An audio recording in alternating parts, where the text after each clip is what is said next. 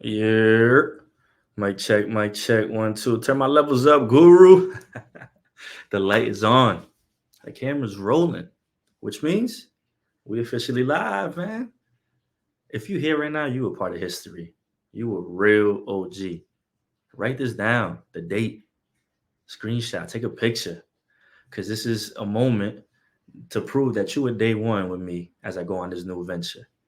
That's called Kicking a Real Podcast. I'm your host, Andy Diosa. Welcome in. Make yourself comfortable. Put your feet up. Get a little drink. Get a little snack.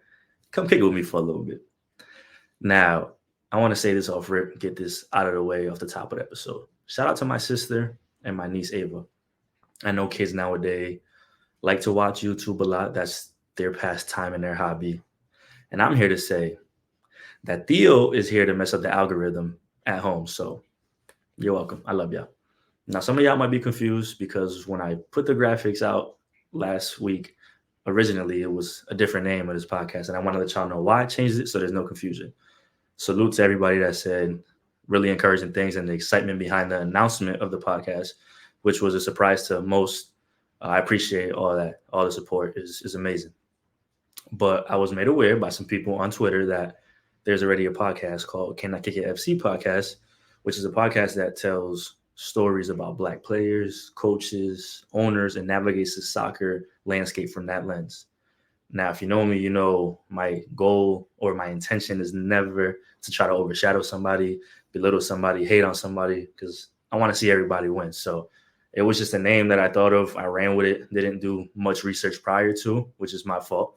So apologies for any misunderstanding to anybody in the Can I Kick It FC podcast, their listeners, the community. So I love keep navigating that space because as somebody that champions for diversity on all levels, not just in the industry, but in life, super important that we have those voices, we have that energy, we have those stories being told. So keep doing your thing, keep grinding. We're going to be here to support. I was actually glad that it happened that way because when I was made aware of the podcast, I was able to go listen to some of their episodes. And one of the recent conversations they were having was kind of surrounding that, where they talked about the influx of Black voices in media and soccer media over the past 5 years. And somebody that's been doing this for a little bit, I've been able to see that change. But the important thing that they mentioned is more needs to be happening. There needs to be more people, and it starts at a lower level, at a local level. So it's an important conversation to have, and it actually kind of leads me right into what I originally wanted to start this podcast with. Is it's been a little bit of a weird time in the sports media world and journalism world, just logging online and seeing so many different posts and news about layoffs and people losing jobs and things like that. It started with not started, but with Sports Illustrated, it was a whole fiasco about the AI writers, and then later they're laying off their whole staff. And that's one of the most notable sports publications in the country, if not the most notable one.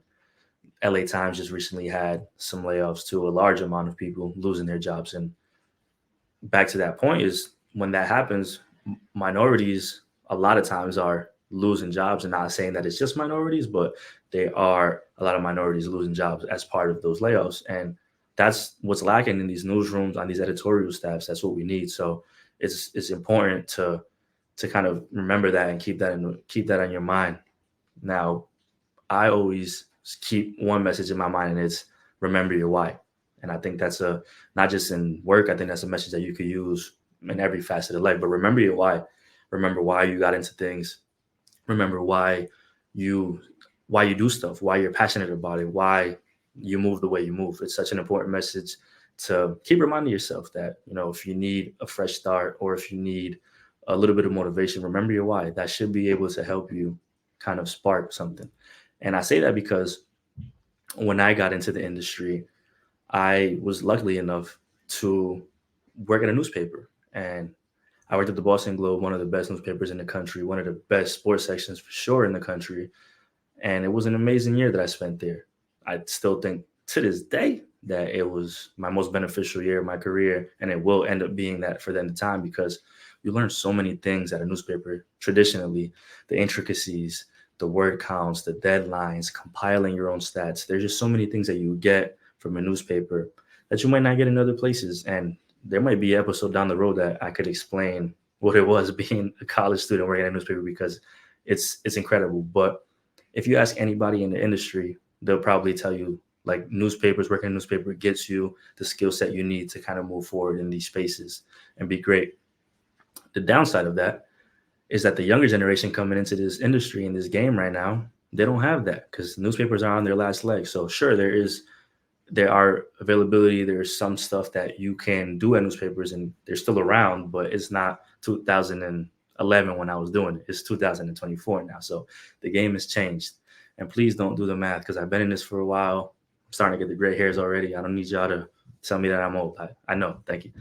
But the thing is, as somebody, I don't want to say an old head, but as somebody that's been doing it for some time now, I feel like we have a little bit of a responsibility to kind of give the younger generation a little bit of that game and inspire them.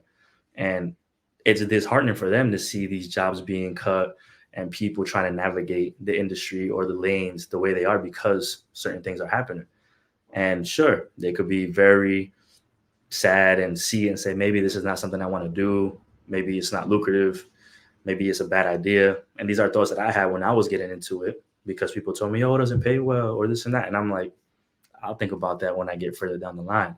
But if you remember your why, if you remember the passion, if you remember what kind of inspired you to get into the field, into the industry, then that should hopefully help you, like I mentioned, keep navigating that path and lead you to what you want to do. Because I always say this: good work will speak for itself. The quality, you don't have to be gimmicky. I mean, listen, people get into it for all different types of reasons. Some people want to go viral. Some people want to spark a debate. There's no one right way to do things, but remember that why. Remember why you do it, because that should hopefully level you out every time you kind of get into a tough spot. And the reason I bring that up is because I was unfortunately part of a layoff at the end of last year at my previous employer that I was working at for 5 years. Now, it's not something I've spoken about publicly, not for any specific reason, but the more I think about it, there's never obviously a good time to lose a job. But at the timing that it happened for me was a little convenient because of what I was going through personally. And also, I was about to go on vacation and spend the rest of the year in Colombia with my family, spend the holidays with them. So I already kind of closed my mind out and was like, yeah, I'm just going to be in vacation mode and be with my family because I really needed to be. But obviously, things change, things happen. So now I'm kind of thinking about a bunch of different thoughts because of the layoff. And as a creative, you're always kind of thinking of what's ahead, and maybe not from job to job, but certainly from idea to idea and thinking about what that next step is. So I've had different conversations with a bunch of people, family members, peers, friends, and I always kept coming back to that. What is my why? Why did I get into this? Because listen, some people might see me and say, oh, he's a soccer writer or he's a sports guy. Or some people might not know what the hell I do. But hopefully if you stay at the podcast, you're gonna find out, you're gonna see how, we've been working over the years. But the reason I say that is because you always have to be motivated in that sense of I'm not just one thing. And I think it's easy for, especially if you're working for big companies, to kind of lock yourself into a certain lane and say, I'm trying to be great at this. I'm going to give this my all. But I realized for me is like, yo, I'm more than a writer. Like, what do I bring to the table that's beyond what I've been doing? Or I'm more than an editor. I'm more than just somebody that's been working in digital media space for 10 plus years. And what I came down to is there's one common denominator across the board with all the work I've been doing, and it's storytelling. Storytelling is the essence and at the forefront of all of this. Since I started to now, I just think that you learn as you go along, that you grow more of a passion for it. Because when I first got into it, it was about giving my opinion. And it's this day and age, everybody has a platform to give an opinion. But as I got deeper into it, I'm like, storytelling is when I had the most fun of talking to somebody, a subject, a team, a player, coach, whatever, and telling that story or telling a story. That's when I think I've done some of my best work, some of my better stories. So the storytelling aspect is what motivated me. And I'm like, yeah, this is exactly where it's at. So that's a long-winded way of saying that's how we ended up here on the podcast. It's going to be storytelling here, obviously. But I think more so than that, I'm trying to create a space that is my lane, is unique to me, the way I do it, the way I present myself. Obviously, if you haven't been able to tell, there's going to be a soccer podcast from the jersey and the scarves in the back, all that.